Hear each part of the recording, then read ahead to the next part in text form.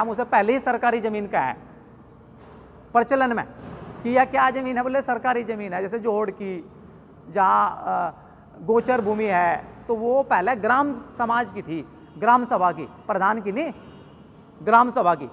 70% ग्राम सभा का मतलब है 70% लोग जो कहेंगे वो सुप्रीम कोर्ट भी उसको मानने के लिए बाध्य है। ऐसा कानून है देश के अंदर। अगर 70% गांव वालों ने जो कह दिया वो मानने जाएगा, कानून है। तो लेकिन आज वो जमीन भी सरकार ने अपने नाम कर ली, रजिस्ट्री कर ली उसकी अपने नाम, और हमको पता नहीं। जमीन थी वो गांव की, गांव के लोगों ने अपनी काम के लिए दे रखी थी, स्कूल बनाने के लिए, कि भाई कोई सामूहिक काम करना हो, समाज का काम करना हो, गोपालन का काम करना हो तो वो उसमें उपयोग कर लेंगे पूरे गांव की। लेकिन वो भी सरकार के नाम चली गई। तो ये जल, जंगल, जमीन और जानवर पर निर्णय लेने का अधिकार गांव के लोगों का हो, इसके लिए पहला ध्येय वाक्य है जनता सरकार मोर्चा का। दूसरा ध्येय वाक्य है शिक्षा, स्वास्थ्य, न्याय, राजनीति और खेती से पूंजीवाद का खात्मा। पूंजीवाद मतलब, पूंजीवाद मतलब कि जैसे कि आपके गांव में स्कूल तो है, बिल्डिंग भी है, बच्चे भी हैं, और वहाँ ऐसा नहीं है कि टीचर नहीं है पढ़ाने वाले। आपके गांव में टीचर नहीं है क्या? टीचर हैं, लेकिन आपके गांव का टीचर कहीं और पढ़ा रहा है और आपके गांव में दूसरे गांव का पढ़ाना रहा सरकारी स्कूल में, ठीक।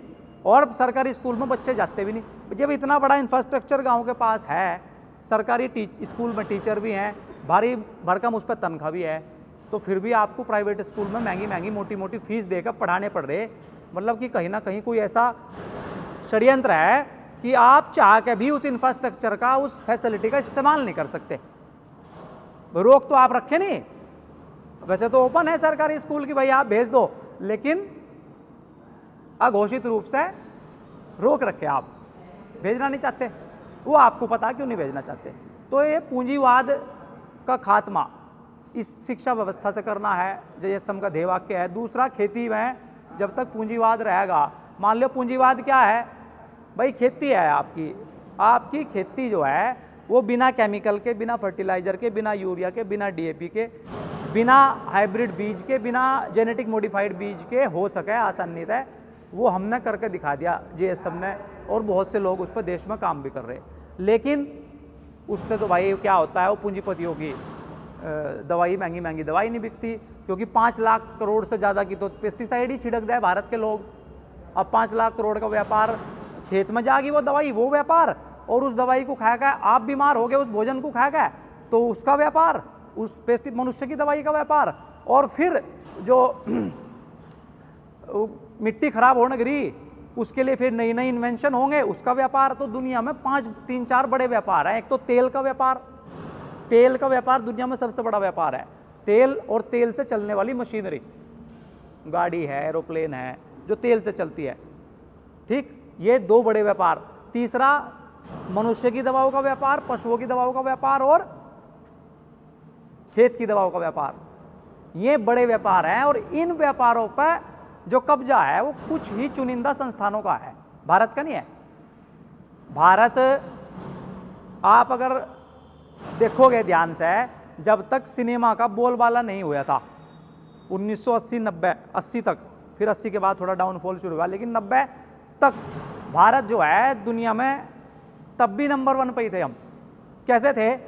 भारत में ना तो तेल से चलने वाली मशीनरी का उपयोग होता नहीं था, खेती हम बैल से कर थे, और जो ट्रैवलिंग थी या तो घोड़ा बोगी तक कर थे, या साइकिल से कर थे, या घोड़े पर चलते थे। ये 1970-80 की कहानी है, भारत की पिक्चर है, जिसको पिक्चराइज करे जा पूरे देश में। क्या पिक्चराइज करे जा कि हम तो गरीबी में, भूखमरी में, बेकारी में थे, ऐसा ही तो बताया जा। क्यों बताया जा ऐसा? क्योंकि उस समय भारत जो है वो तेल से चलने वाली मशीनरी, यूरिया, DAP, पेस्टिसाइड, मनुष्य की दवाएं का इस्तेमाल ही नहीं करता, क्योंकि जरूरत ही नहीं हमें। और उस समय के भारत के जो लोग हैं, उनका जो लाइफ स्टाइल है उस समय का, 70-80 के दशक का जो लाइफ स्टाइल है, उस समय गरीब से गरीब आदमी के घर में भी जो माँ, बहन, बेटी, दादी माँ थी, उस पर सोना था, गले में भी, कान में भी, पैरों में भी, हाथों में भी, चांदी सोना भारी भरकम था कि नहीं था? था जी। ऐसा बताया जाए, एक मेरी बहस होगी, मेरा दोस्त था उसके साथ, वो बोला inflation is good for economy. तो मैं उसको पूछा भाई कैसे, तो वो बोल रहा कि भाई मगर तू बता कैसे जरा। तो वो बोल रहा पुराने टाइम में मजदूर को मजदूरी मिलक रही थी, मगर बता कितनी मिलत थी। वो बोल रहा वो मेरे याद नहीं, पर आज के टाइम में 500 रुपये मजदूरी मिला है मजदूर को। मैंने कहा ठीक है, ओके डन, तेरी बात मान ली। और मगर उस समय मैं बता रहा, तेरे तो याद नहीं, मुझे पता, मगर 1970 में जो मजदूरी थी वो 5 रुपये थी। ठीक है, और बोल रहा देख कितना बढ़ गया, 100 गुना बढ़ गया, आज 500 रुपये है। मगर अभी सुन तो ले, उस समय मगर गेहूं की रेट 50 रुपये था एक कुंटल। एक कुंटल गेहूं जो 50 रुपये में बिका कर था या मिला कर था। बोला ठीक है, और मगर अब जा सुनने का, सोना जो उस टाइम था वो 184 रुपये का एक तोड़ा था। मजदूर ने 8 घंटे मेहनत करी, 5 रुपये कमाए, तो भाई एक महीने में कितना सोना कमाया, लगभग एक तोले 150 रुपये होगी महीने की। तो एक तोले के लगभग अप्रोक्स उसने सोना कमा लिया 5 रुपये की मजदूरी में। और मगर आज 500 रुपये की दिहाड़ी करी और 15,000 रुपये महीने के कमाए, 1 ग्राम भी नहीं आ रहा या 2 ग्राम सोना। तो आपने मजदूरी बढ़ाई कि घटाई उसकी? भाई मेहनत तो वो उतनी कर रहा जितनी 1970-80 में कर रहा था। तो मगर भाई कैसे क्या तरक्की कर ली? इसका मतलब हमारे बड़े बुढ़े नु का है। मगर एक बात बहुत मोटी बात का है, हमारे बड़े बुजुर्ग, आप सब भी उसको जानते होंगे, बोला यार पहले मंदा टाइम था और रुपये की वैल्यू थी। मुझे मेरे खुद याद है जब हम छोटे थे तो 5-5 रुपये में 2-2 रुपये में मेला कर करते हम। और हमारे पिताजी हर तनु क्या बोले 10 पैसे 20 पैसे 50 पैसे में मेले में घूम आओ थे। और मगर क्या हम पूछे हैं उनसे, जब तक हमने ट्रेनिंग नहीं करी थी मोर्चे की तो हमें पता नहीं था विषय क्या है भाई, क्यों कह रहे में। तो वे लोग कहे थे, बोला 10 पैसे में जलेबी जुलेबी चाट छूट सब खा लेते 10 पैसे में। तो ये बात बड़ी समझने की है हमारे लिए, सबके लिए। जब जब नोट का वैल्यू घटेगी तो नोट बढ़ता चला जाएगा। जिस समाज में भी बड़ा नोट होगा, अमेरिका में 100 से ऊपर का नहीं है वो, इसका मतलब उसके रुपए की परचेजिंग कैपेसिटी कम है भाई, तभी तो बढ़ाना पड़ेगा नोट। 100 तो 200, 500, 1000, 2000। और जिस समाज के पास 10 पैसे 5 पैसे 20 पैसे 50 पैसे मतलब नीचे की यूनिट होंगी, यानी कि उसकी रुपए की ताकत ज्यादा है। और रुपए की ताकत जिन्होंने ट्रेनिंग कर रखी उन्हें पता क्या है, भारत के रुपए की ताकत, एक तोड़े सोने की ताकत 15 रुपये है आज भी, वो तो ट्रेनिंग में पता लगेगा। तो ये इतना ब्रॉड विषय है जिसको जनता सरकार मोर्चा लेकर चल रहा। तो शिक्षा, स्वास्थ्य, न्याय। न्याय पहले आपको पता पंचायत में हो रहा था न्याय।